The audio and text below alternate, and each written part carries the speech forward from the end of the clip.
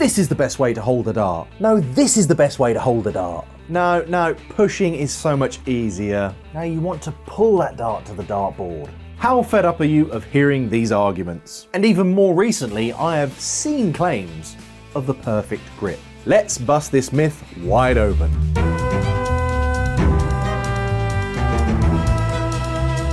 Now, is there such a thing as perfect grip? When throwing a dart, we want to minimize the variables as much as possible. We want to create a simple, repeatable motion which will allow us to be more accurate. The same goes for grip.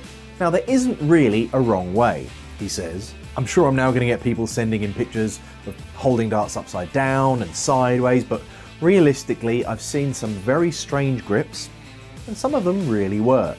Now, I did a training session with Wayne Mardle, and he said grip is like holding a pencil. It's whatever feels natural to you, and that's what you should go with. However, upon further investigation, I've found that there's also merit in certain things to make your grip better.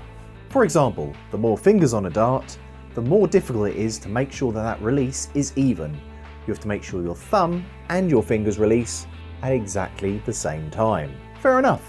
If that's the case, why not have just one finger and one thumb? Now, some people do this, but it's really difficult for me to keep that dart upright. So I use a finger on the top of the point to stabilize the dart. So we then have the most common finger and thumb to hold the dart and a finger to stabilize. Now, whether the finger goes above the point or below the point, it really doesn't matter, as long as it provides you with what I mentioned beforehand, a little bit more stabilization and comfort in that throw. Of course, you also need to make sure that you release evenly. Now, here are a few examples of the variance in grip of some of the pros.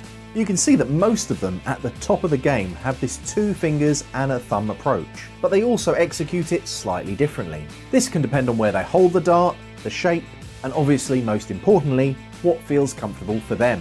So there is no perfect grip, but there are grips that are more beneficial and easier to replicate over and over again. If you're a beginner, 2 fingers and a thumb, and making sure you have an even release will help with your grip. And in doing so, get a more consistent outcome. Join us again for another episode of Mythbusters.